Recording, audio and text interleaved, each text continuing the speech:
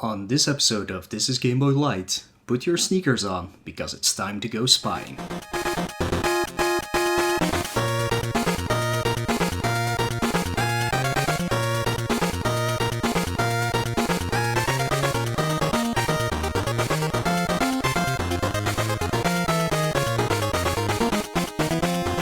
Hello everybody and welcome back to a brand new episode of This is a Game Boy Lite, the little in-between episodes where either me or Baltic take on a smaller game or a smaller topic, talk about it in between our bigger episodes, which are of course always game related. Baltic took you through the world of wrestling last time, and I'll be diving into spying today. But first, let me talk a little bit about what I have been doing. I've been trying to focus on my Game Boy System Challenge, Portable Pleasure, coming up to that 400 game. Those are always like special games, because I started it out with game 100 being Pokemon Gen 1, then Gen 2, which was technically a Game Boy Color game, but it was made to work on an original Game Boy as well. It was kind of a black card, but also not really a black card, so that was weird. And I'm keeping that tradition up, like 300 game was Pokemon Gen 3, and then in a few weeks, hopefully days, but probably weeks, I'll be diving into Pokemon Gen 4 with Pokemon Platinum. But yeah, I have been beating quite a few Game Boy games to get there. Since our episode on Top Gun, where I said I could not beat the game at all, I have been able to actually get through it. Don't remember how many hours it took, like 8 or 9, which is way too many hours to be playing that game. But yeah, I managed to do it anyways. Like I said then, I was doing the same thing over and over again, basically, and sometimes it worked and sometimes it didn't work. But what I can add to that episode is that I think we talked about the system that where if you get shot down, you have to restart the entire stage. That is not really true. You do get reinforcements sent in when you die, actually, but there is a way to tell if you have to shoot down a lot more planes or not. The way that works is if you see that you lose a life, actually lose a life when you get taken down, it means that they are adding new enemies to the set amount of enemies you have to defeat. But if you don't lose a life, it means you have reached a kind of checkpoint, so you don't have to restart the entire stage again. The way I figured that out was because I was stuck on stage 8 for such a long time. I did a really good run, if you can call it that, before I got taken down. Thinking that I would have to restart all over again. I think it's like 16 or 18 guys you have to defeat before you move on to the next stage. And all of a sudden I shot down 4 planes and I passed the stage. So that got me thinking. I checked it out a little bit in the stage 9 and stage 10. And I figured out there is some kind of checkpoint, but it's just not really obvious there is one. So yeah, if you manage to take down a lot of planes in one run, at least you do not have to start all over again. They probably add like 2 more each time they send in reinforcements. Besides that, I have played Micro Machines for Game Boy. That's a game that has been haunting me since I was a kid, and that was really never able to beat it at all because of the limited life system. And I think it has 25 races in total or something like that. And, well, I don't know how you people think about racing games, but for me it's always go as fast as you can and stay in first place so that you actually have a chance to win. So that was the take I had on it. That's how I was playing it. But Gran and Hero beat it right before me. And he said, like, just take your time, like, don't even worry about being in first place the entire time, just slow it down and try to make your turns as easy as possible. And that worked because I beat it, like, first try, so, yeah, completely baffled by that, but I am happy that I finally was able to beat that game. There's a second one, I haven't touched that yet, I hope it's similar. Apparently it's a little bit easier, but you do have to like actually race in that one and not just take your time. After that I had the not pleasure of playing Castle Quest. Nobody will have ever heard about this game. I'm not gonna say much about it. It's just a game that might look interesting on the surface, but it has an RNG system placed in it where the computer basically always wins. Like, you have to be really, really lucky to be able to do anything. I would suggest just check out maybe one part, or if you want to, all parts of my playthrough on YouTube. It's 16 hours of non-fun for me. I don't think anybody had a lot of fun with that besides seeing me suffer. But yeah, I do not recommend anybody to play that game at all. It's just not a fun time. After that, I also did the final round of Q-Bird. That one took me a while as well. If you watch my video on that,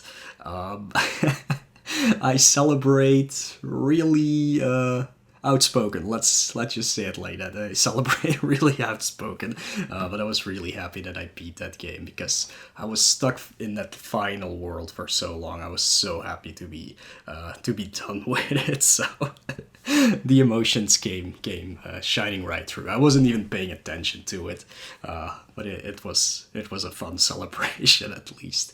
After that, I beat Tintin in Tibet. It's a very fun game. It's not that hard. I think a lot of people give it a bad reputation, but that's totally not necessary. It just takes a little bit of time to get used to the levels, but besides that, it's really not that bad of a game, and it has passwords every 4 or 5 stages, I believe. I think it has 20 stages in total. It's really not that bad. I would definitely suggest you check it out, even only if you are maybe a Tintin fan or if you like Alberto Gonzalez's game music, because it has an amazing soundtrack. I also play WWF Warzone, which is probably my least favorite of all the wrestling games so far that I've played. I think I have 3 left now. But yeah, unless you know the cheese strat for this game, which I figured out with some hints here and there by Baltic.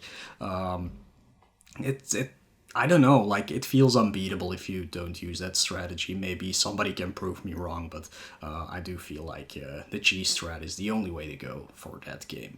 Speaking of fighting games, I also did Best of the Best Championship Karate. Weird game. I didn't really use it cheese strat, but there is some kind of thing you have to figure out before you actually start getting this game, which for me came at like the last 3 opponents out of 18. I played through the entire game like playing it wrong.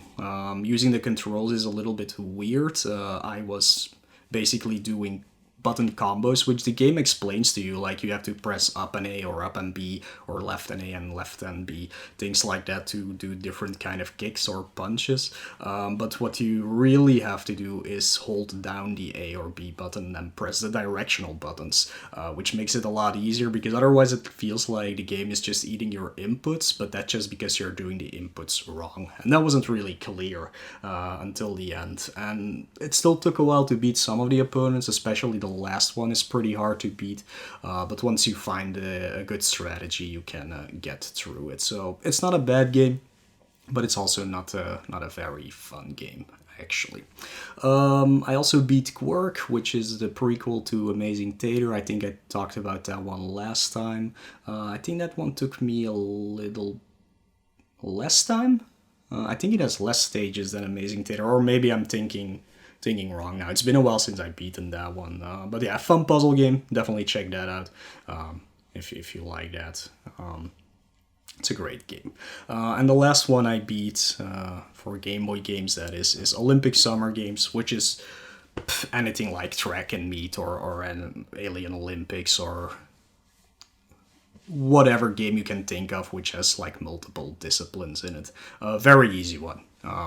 It does not have like an ending where you get all the gold medals or anything. It's always the same ending, but it's fun to try and get gold medals in a few of them. I couldn't do all of them, but I got a few gold medals at least. Controls are great. The animations of the characters are great. Definitely check it out if you want like a 30-minute game to pass the time real quick. Of course, it's a button mashing game like all of these. So if you're not good at mashing, it might be a problem. I played on normal difficulty. Maybe easy is a lot easier. I can imagine that for sure, because some of the things I just won pretty easily. So on normal mode, that is, so maybe easy makes it even more of a joke to get through the game. But yeah, that's all the Game Boy games I have been playing. I've been playing a lot of other games as well besides that, but I'm not gonna dive into those right now. I think I'll keep that for our full episode coming up in 2 weeks. I'll talk a little bit about some non-Game Boy related games back then. Anyways, we're gonna take a short break with some pretty great music actually. Like, I was surprised with the music in this game.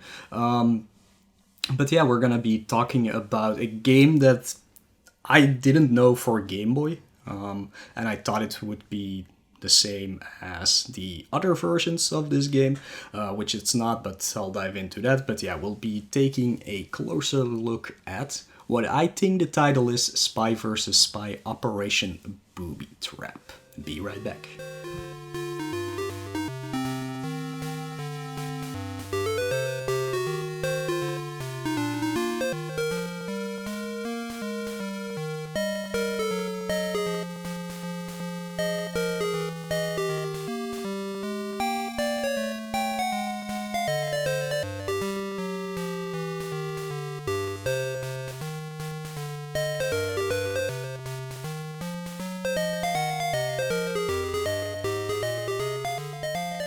Alrighty, welcome back everybody. Hope you enjoyed that sweet track from this game.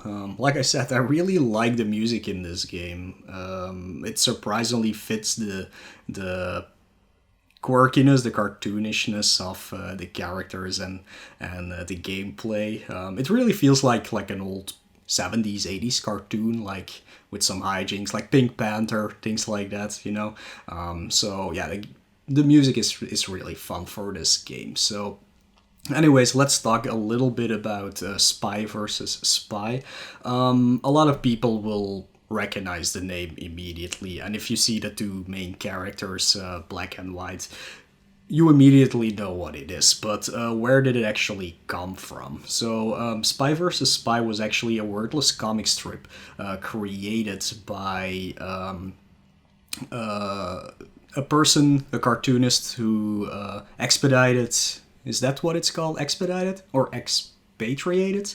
One of those two from Cuba to America during the 60s, during the Cold War. And his name is Antonio Prohias, I think it's pronounced. But yeah, he made like a little comic strip with two silly special agents, let's call it like that. One dressed in white, the other completely in black, but besides those colors, they're literally the same person, and most people recognize them because they have like beak-like hats, kind of like the plague doctors during the Middle Ages, and the hat that they're wearing. So they're really well-known characters. But yeah, the comic strip was featured in Mad Magazine, which is an American thing. Like, we didn't have that at all here. But the first comic actually got released in January 1961. Apparently, it's still ongoing, actually, but now it's drawn by Peter Cooper. I don't know if Antonio Prohias died. I might, because, like, yeah, it's been a long time, of course. But it has been drawn by a lot of people, of course, and at the moment it's Peter Cooper. I'm not sure if Mad Magazine still exists. Like, again, it's a very American thing, so I'm not sure. But yeah, if it is, it's probably still being published therein. Anyways, this comic strip was so popular, it spawned a lot of different media. Like, we got video games, we got an animation, and so on and so on. So, still a very popular thing even nowadays, and when looking at the video games, most people will definitely recognize the original game, which came out in 1984, which was just called Spy vs. Spy. It was originally made for Commodore 64, but it got ported to like literally most systems out there, mostly computer-based consoles, like Amstrad, Apple II, Atari, things like that. And also on NES there was a version, and I think that is the version most people will be familiar with, but it's literally the same as the Commodore 64 version, but it runs a little smoother. In any case, this was one of the very first games, or was probably the first game, to use a system like this. It was a very original concept, where there are two players on screen. One is you, one is the computer. You're just looking for a few items and then you can go to the exit, but you're trying to sabotage each other while doing it.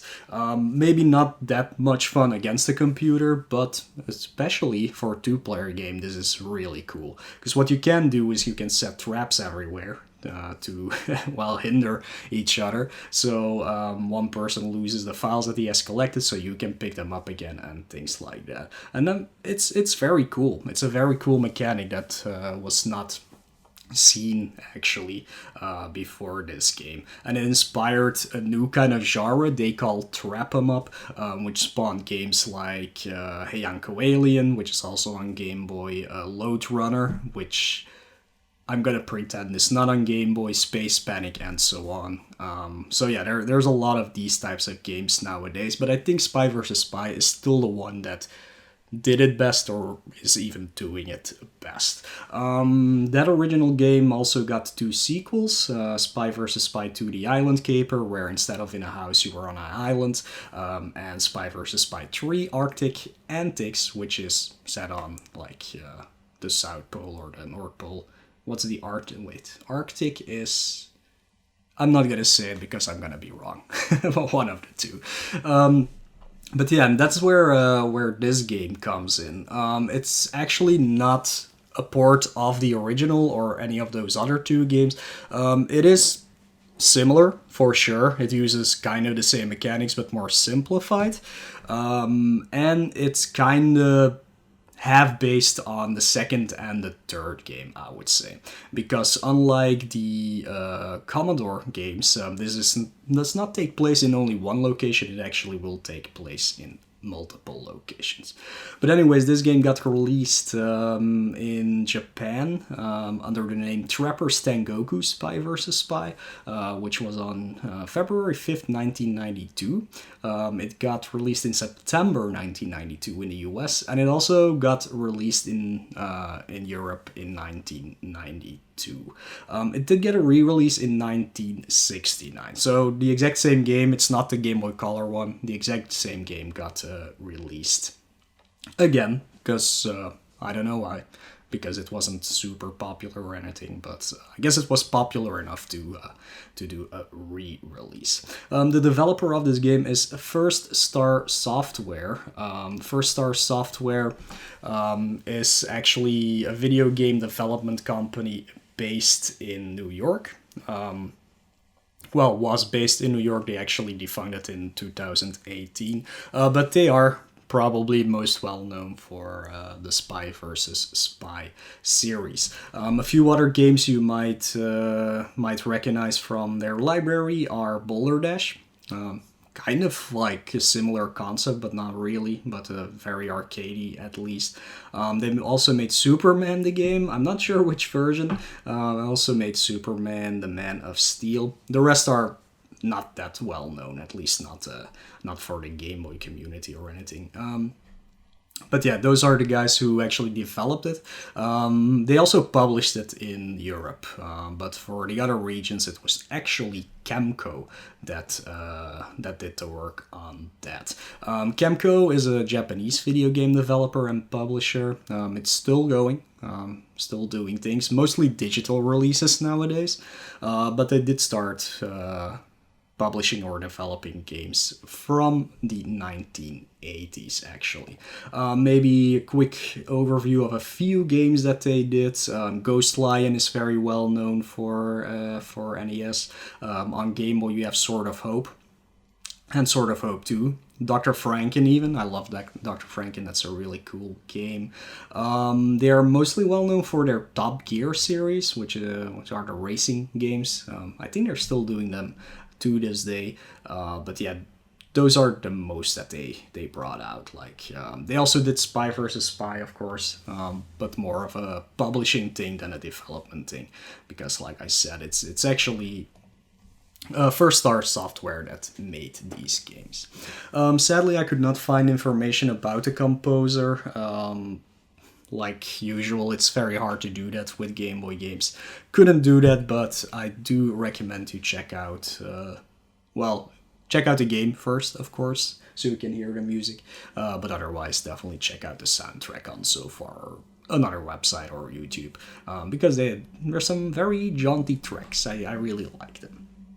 But yeah, that's a little bit about the history of Spy vs. Spy and the general overview of the game. I'll be diving into the plot and gameplay right after another nice break song. Enjoy!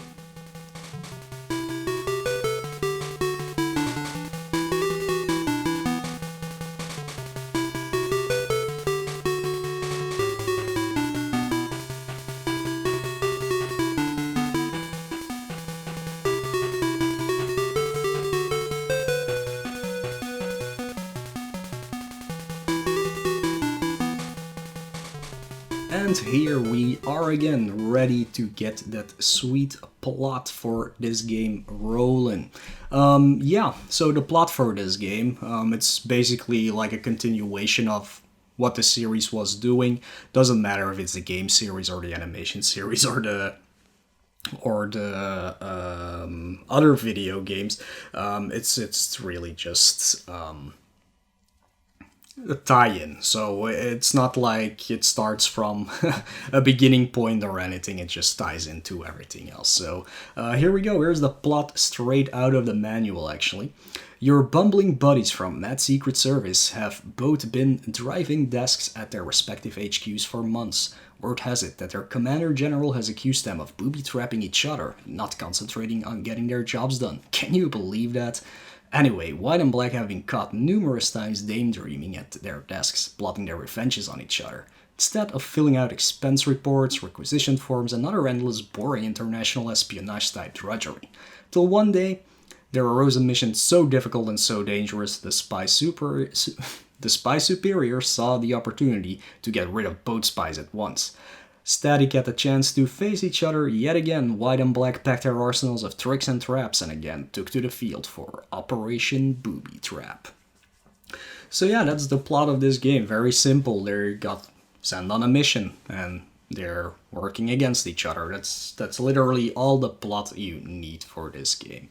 I'm gonna talk a little bit about the title for this game because you can find it under different names. You can find it as Mad Magazine's Spy vs. Spy. You can find it as just Spy vs. Spy. And then there's also Spy vs. Spy Operation Booby Trap. And that's not even taken into account the Japanese name Trapper Stengoku Spy vs. Spy, of course.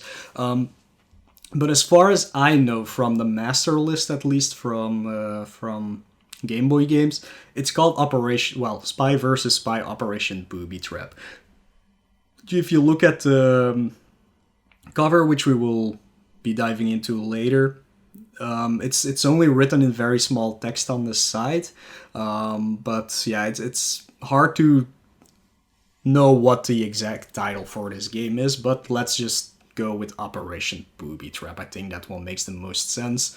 It distinguishes it from the other games in the series, and then you at least know we're talking about the Game Boy game. So let's dive a little bit into the gameplay. So just like the original games, your goal is to collect items before the opponent does and get to the exit. That's basically it. Sounds very simple, is very simple, but this is how it works for this game. You are set in a stage with treasure chests all around, hidden. Well, hidden is a big word. They're literally in front of you if you walk past them, so it's not like you have to dig them up or climb into a tree or anything like that. You can just find them on the map.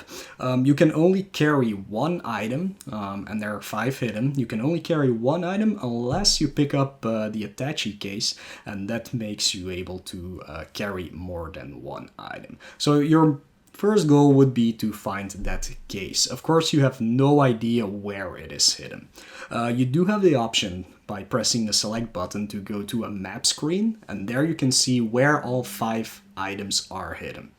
One of them being, of course, the let's say briefcase, because attache case it's not the best word in my opinion, but the briefcase.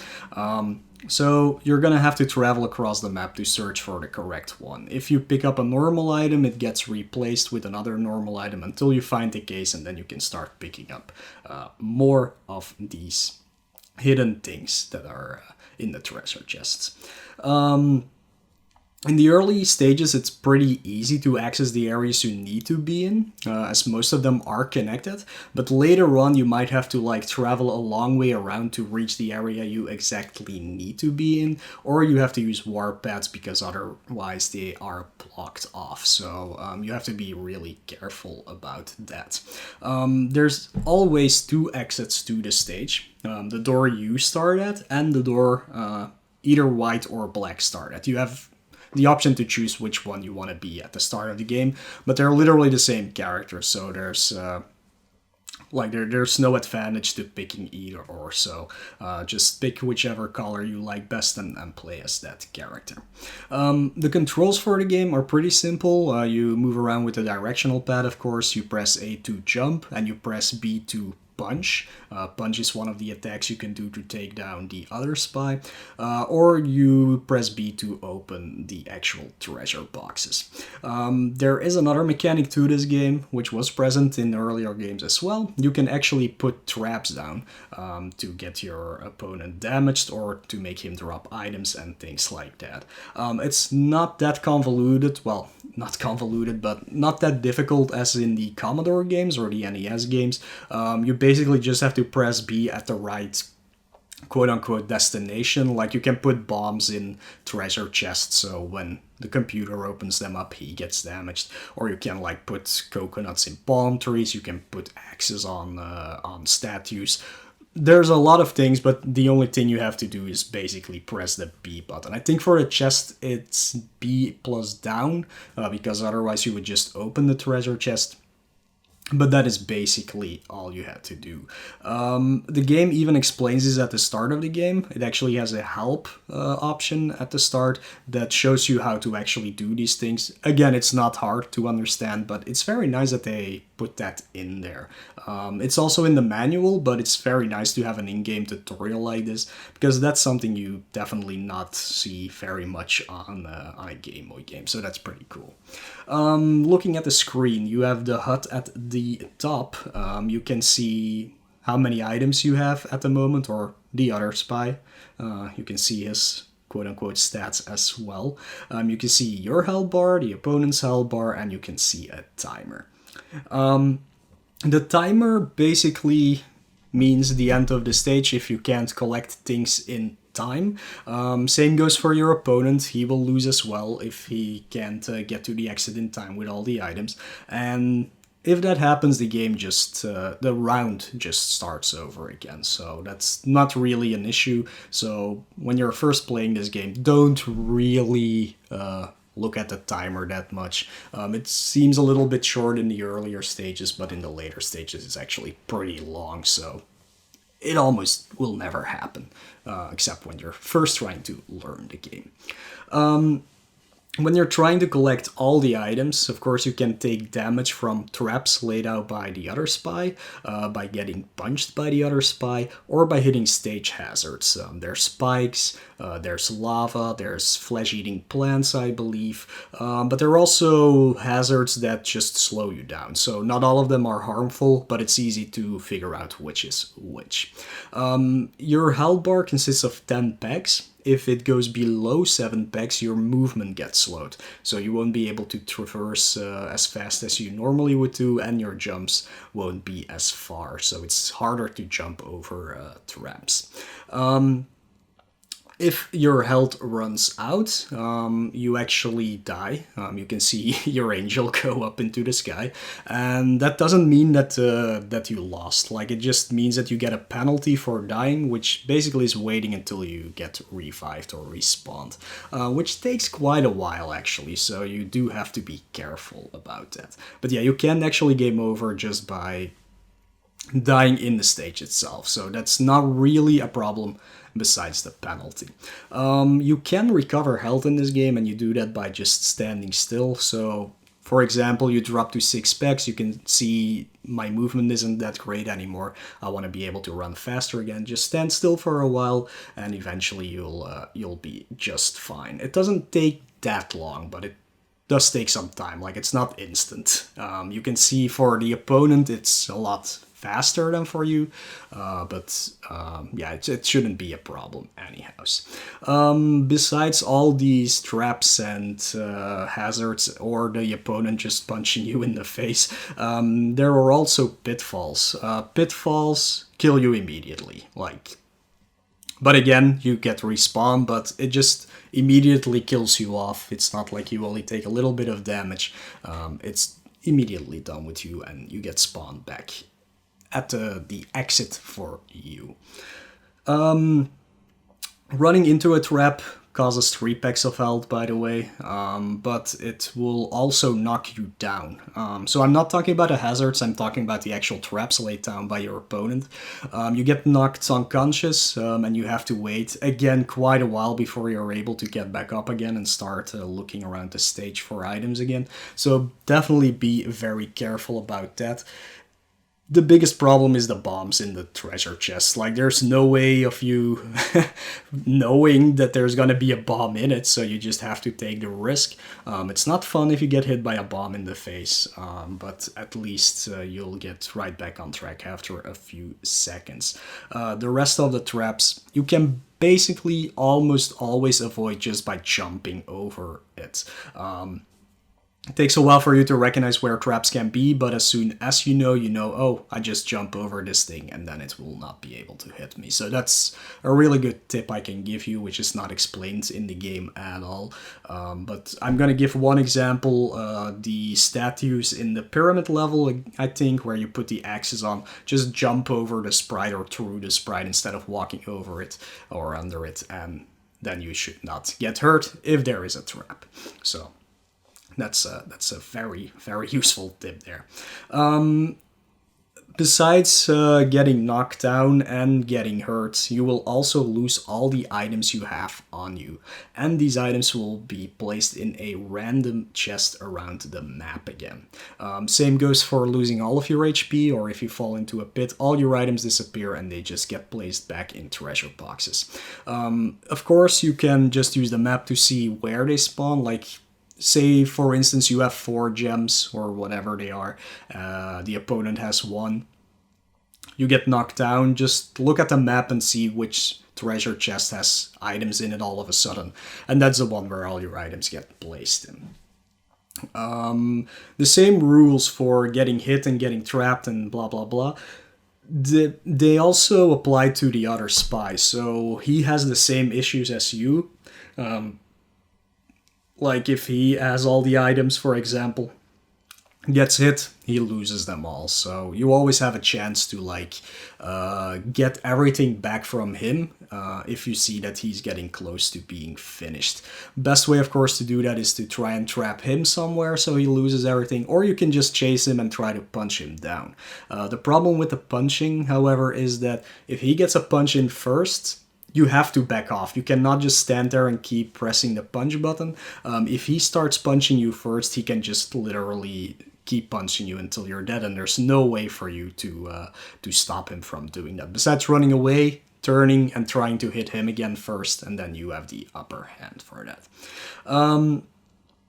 So what happens, like I said, if the timer runs out, you just have to do the stage all over again. It's not really that bad. You can just continue from the stage you were at. But if the other spy gets to the exit before you do with all the items, it's immediately game over. Like, there's not really a life system in this game. If he wins, it's just over immediately, which might sound very drastic. And that's what I thought as well at the start of the game when I started playing this first. So, but I wouldn't worry about it. And I'll get into that a little bit later. So this game has 20 stages in total. 20 stages in total with 5 types of worlds. They cycle through 5 types of worlds every 5 stages. So it's tropical, lava, ice, cave, pyramid. You're always going to get those 5 in a row. If you've beaten the pyramid level, so you're going to the 6th stage or the 11th stage or the 16th stage, you will get a password. So you don't have to finish all 20 stages in one go. So that's really good. So that's a little less things. One less thing to worry about. That's better. The stages vary in size. They start pretty small with only like 6 different screens, but they will get bigger and bigger, but never that big that you can not figure out where you are at any given time. Again, the map system is very, very useful in this game. So I wouldn't worry about it. It's very easy to... once you've seen a stage once, you basically know all the ins and outs to it. Like, it doesn't get too crazy. Plus, you only need to get to the areas where the boxes are in anyways, so just using the map to get there is, of course, very useful. Of course, the map does not show you exits and entrances to stages, not to stages, to parts of the level, so you do have to figure that out a little bit yourself, but again, should not be a problem. It's not that big. So overall, it might be a bit confusing at first to understand the mechanics completely and use those to strategize around how am I gonna get all the items before the opponent does, how I'm gonna get items out of him when he has them, because there's no other way to get them anymore. And for the first half hour when I was playing this game, it did seem like this was gonna be a problem. Like, I couldn't even get past stage 4, I believe, so didn't even see a password or anything like that.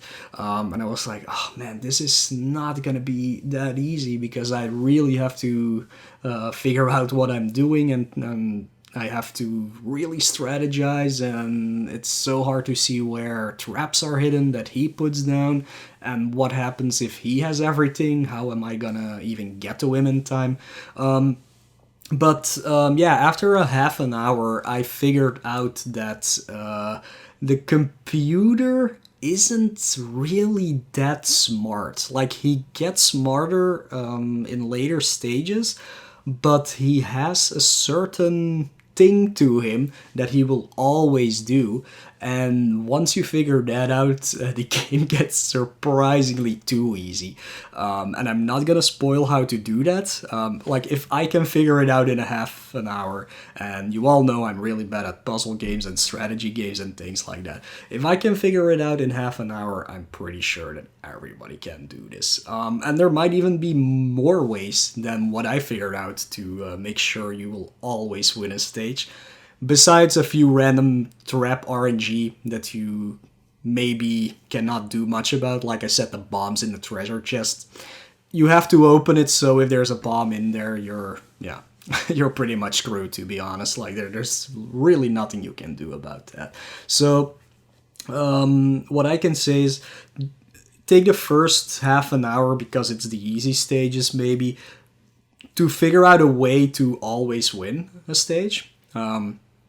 Experiment a bit with maybe the traps, with punching, with running away and things like that. But you will find like a very good stride to take down the opponent very quickly, and then you can use it for all the other stages, because they, besides being in a different place and besides being a little bit bigger than the other, they are all literally the same. And speaking of the timer, in the early stages it's a very short timer, but in the later stages it's like 300 seconds or something, and a stage takes maybe 60 seconds if you know what you're doing. So yeah, it should not be a problem to beat this game. It took me, starting from that half an hour of experimenting, it took me an hour to get through all the stages. So yeah, go at it. It's a very fun game.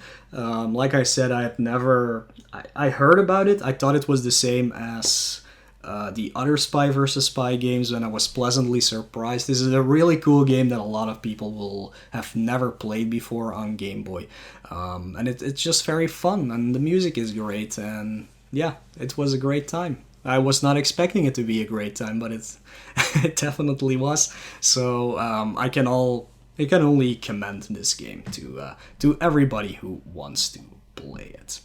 Alright, let's try and wrap up this gameplay section. The last thing I can talk about is the cover art, which I mentioned briefly before. First, let's take a look at the Japanese one, which looks very much like the cover of an anime series, basically. Yeah, even like the way it is drawn, it's more of a Japanese style for sure. Like the characters, I mean, than how the original comics look like. It's a lot more Japanese cartoony than it would be. You can see black and white in the front. White is carrying a briefcase and I think some treasure. It's some treasure. And black is behind him with a bomb trying to catch up to him. There's a snake. I don't know where that comes from, because like besides the opponent, there's no other enemies in the game or anything like that, so that's kind of weird. And in the back you can see pyramids. I think you can see a volcano. It's probably the 5 stages. I'm not sure, because it's a very tiny image. I couldn't find a better quality picture of it, but I think it's just representing the 5 stages you can play in, even though I can only see like 2 right now. But yeah, doesn't really matter. The US and European cover art is a lot more simple, and more in the style of what you would know from Spy vs. Spy. It's a pink box. Not sure why they went with pink, probably just for the contrast for the rest. But it has the Spy vs. Spy logo on it at the top, and above it Mad Magazine's official logo.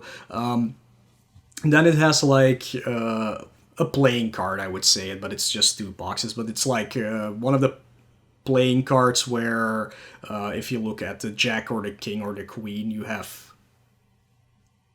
one at the top and one at the bottom, so if you flip the card over, you still have one facing you and the other one is facing upwards. So it has that, with one part being black with white on it and the other part being gray, actually, with black on it, and they're both holding a bomb. But yeah, it looks like a playing card. You can flip it upside down and it's the same image, basically, but with different colors. But here comes into play what I said about the title before. So the cover says Mad Magazine's official Spy vs. Spy, of course, but on the left side it says in small print, Operation Booby Trap, only the tricky survive. So it's weird that they... I mean, for the composition of the image, actually, of the box art, it makes sense to like not include Operation Booby Trap, through it and put it on the site there, but otherwise now it just seems like this game is called Spy vs. Spy, which the title in the game itself says it's Operation Booby Trap, and like I said, the master list of Game Boy games also says it's called Operation Booby Trap. So that's why I'm going with Operation Booby Trap, and that makes it a lot easier to differentiate between the versions. But yeah, that's pretty much all I can say about the cover art. Let's go for another quick break with some more great music from this game, and then I will say my goodbyes.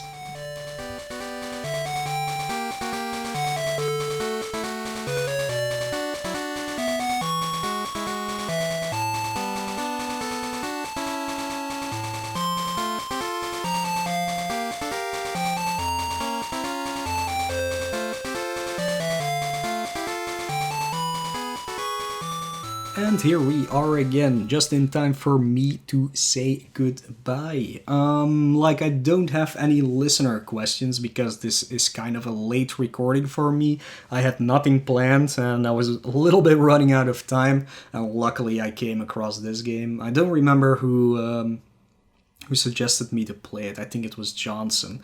But yeah, I'm really glad I ran across this game because this is a fun little short game could talk about, so I could make an episode real quick before Lex runs out of time to actually produce it. So yeah, that's all I can say right now.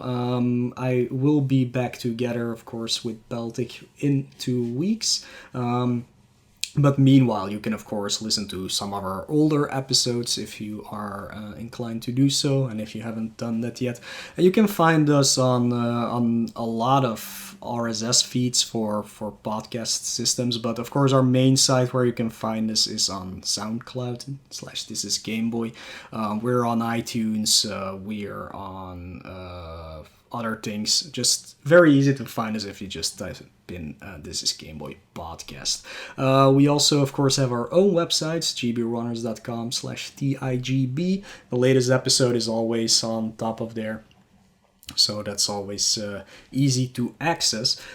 If you want to contact me personally, you can do that on Twitch, on Twitter, and even on YouTube. It's all /Moelle, MOELLEUH.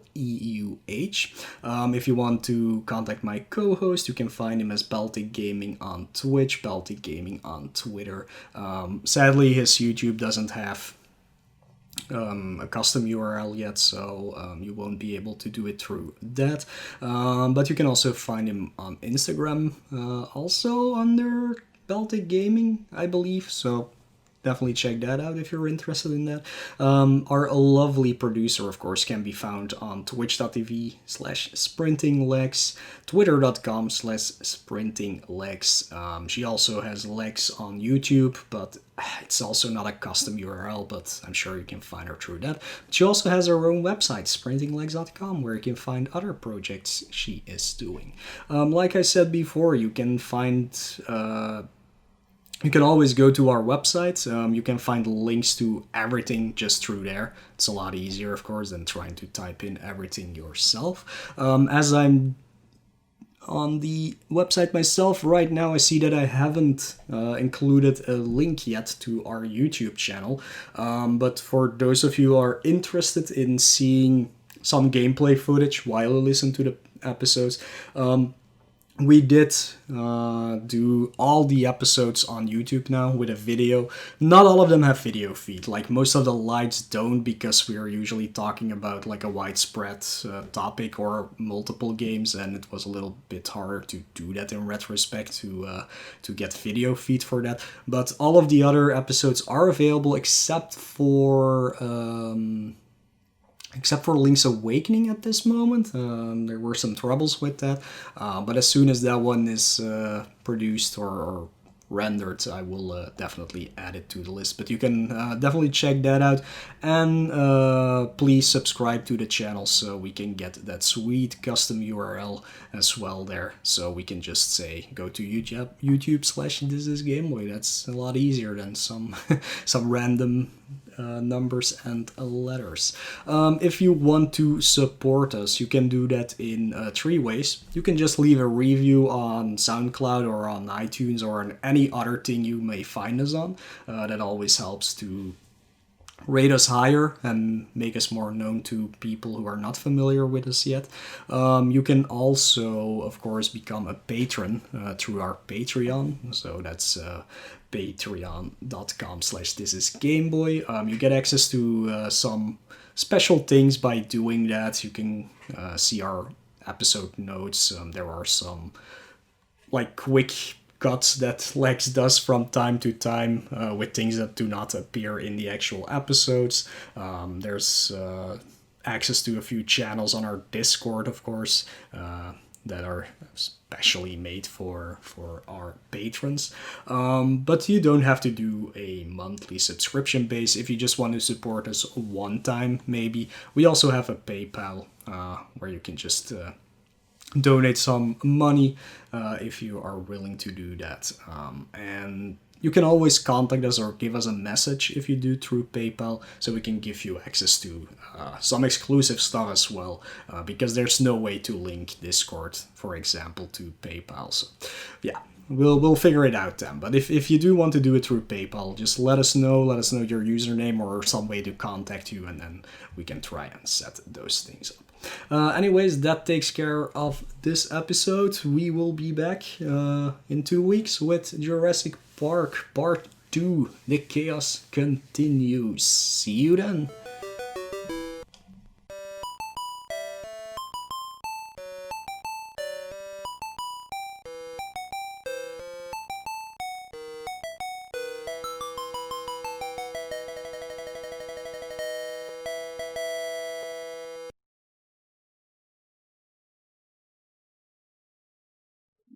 Legs is gonna love this episode because there's about 6 billion Mole Mania songs, and she's just gonna have a field day listening to them all. She's like, "Oh, this one's good. This one's good. Probably want this one in there." We don't have that many breaks, Legs. I'm about to make that many breaks. All right, you do you.